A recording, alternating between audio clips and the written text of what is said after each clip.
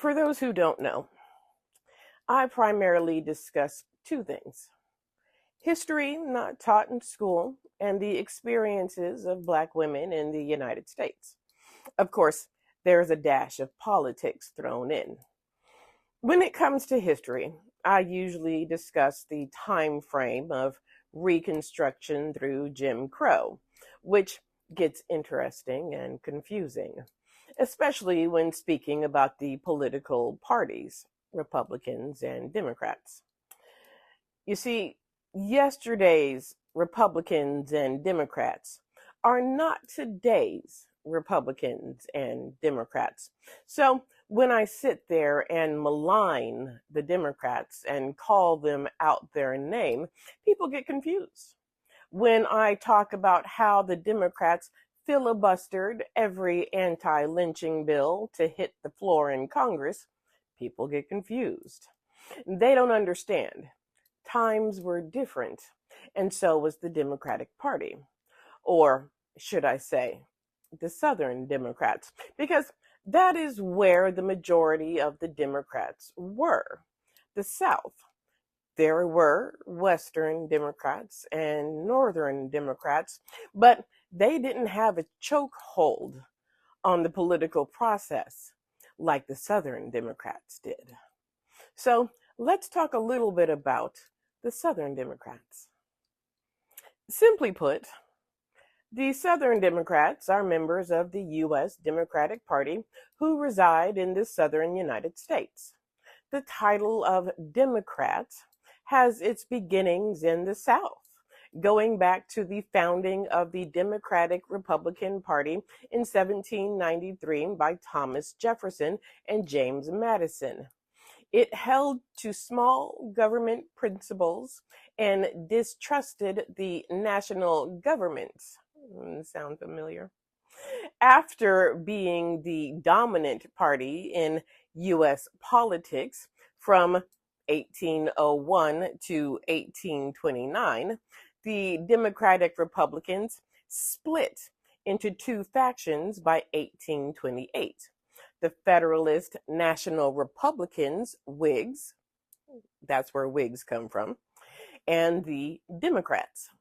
Now, Northern Democrats were in serious opposition to Southern Democrats on the issue of slavery.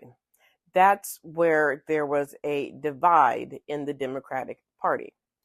Northern Democrats, led by Stephen Douglas, who would be a bane in their existence until he dies, believed in popular sovereignty, letting the people of the territories vote on slavery.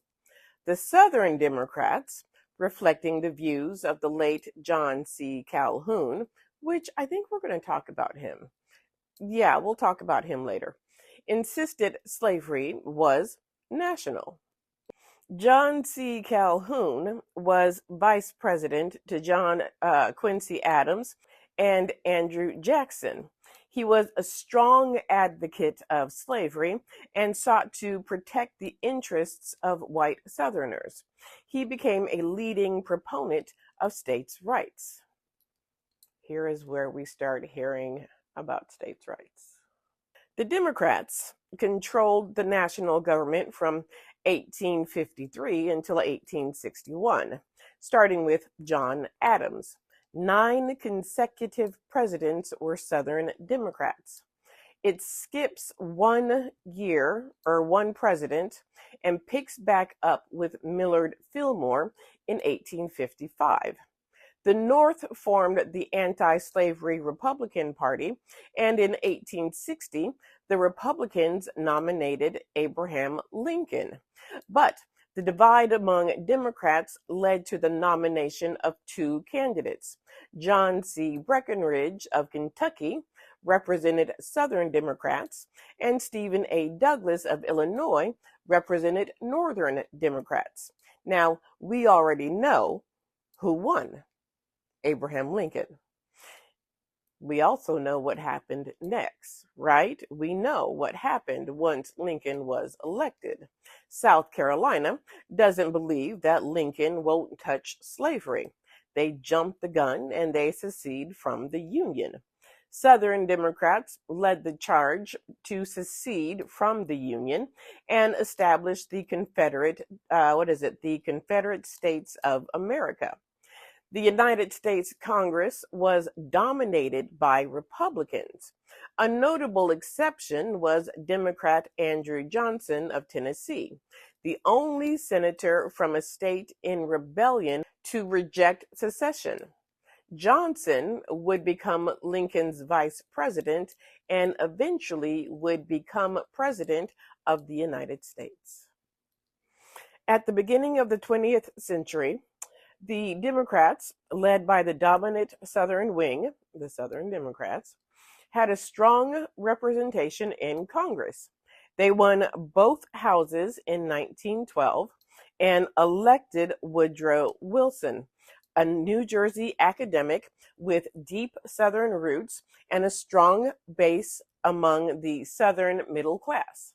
Segregation found its way into the federal government through Wilson's cabinet members, all from the South, all racist. The Republican Party regained Congress in 1919. Thank the Lord, because there was a lot of rioting going on in 1919. Massacres across the country, and Woodrow Wilson was doing nothing, absolutely nothing. Southern Democrats held powerful positions in Congress during the Wilson administration, with one study noting, though compromising only about half the Democratic senators and slightly over 2/5 of the Democratic representatives, the Southerners made up a large majority of the party's senior members in the two houses.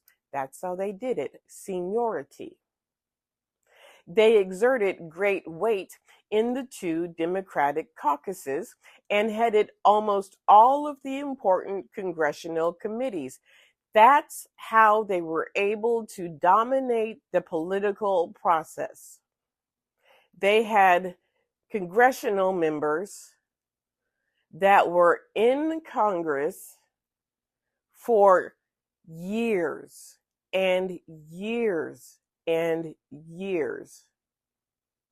They would get in the late 1890s and be in there for 10, 20, yes, 30 years. These congressmen exerted great weight in the two Democratic caucuses and headed almost all of the important congressional committees. Tomorrow, we will discuss the fracturing of the Democratic Party.